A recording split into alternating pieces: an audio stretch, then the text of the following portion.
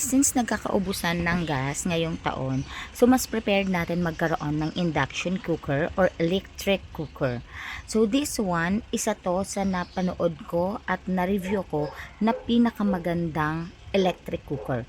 Mabilis yung pagluto, merong timer, touchscreen siya guys, and then meron siyang control dito kung gaano kalakas at gaano ka hina yung gusto nyong init. So this one guys, ito yung umiinit niya, wag nyong hahawakan once na nasaksak nyo na siya.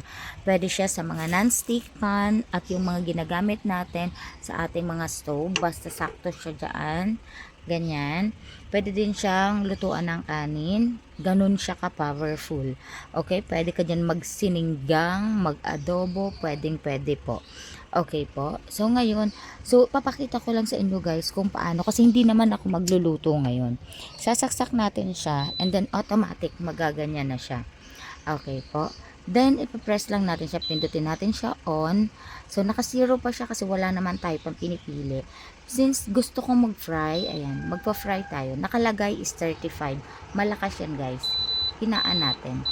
Actually, itong 35 niya is malakas na yan. 18, 1/8 is good na yan, guys. Ayan. Mabilis siya makaluto at mabilis uminit yung kanyang plate. Yung talagang ano niya, lagayan. Tingnan nyo, guys. Ayan.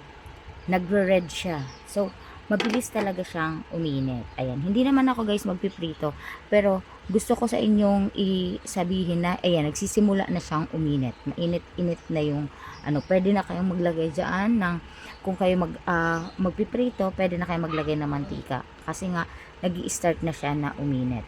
Paano po ba dadagdagan? Ganyan po. Dadagdagan nyo lang. Dito nyo po siya dagdag, pa-right, bawas, pa-minus. May minus at plus naman. Okay? Paano po kung i-off? One touch lang. Ayan. Nag-off na po siya. Okay? One touch lang po. Nag-off na siya. Okay? Babagal na siya yung niya mismo. Okay po. And then, tanggalin niya na sa saksakan. Ayan. Ang init niya na guys. Kaya, ganun lang naman siya i-ooperate guys. Ayan. Touchscreen po ito. Iwasan natin na mahawakan ng mga bata. Ayan. So, maganda po ito ngayon. Lalo na po is na mawawalan, hindi ko alam kung mawawalan ba talaga tayo ng mga gases. Kasi nga, hirap na hirap nga tayong magkaroon ng,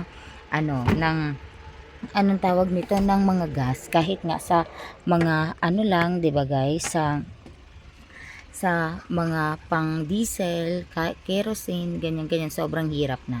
So, mas mabuti nang prepare tayo. Ang kuryente naman, kung mawawala ng kuryente, mag-a-announce naman yan or magkakaroon ng segregation ng kuryente tulad ng ngayon, half day or half hour walang kuryente dito. So, mas mabuti na magluto na kayo ahead of time, 'di ba? Kasi ang hirap pag yung gas ang nawala, 'di ba guys? Ang kuryente dito sa Kamaynilaan, bihirang-bihirang nawawala ng kuryente yan. So, mag-invest tayo guys sa mga ganitong stove.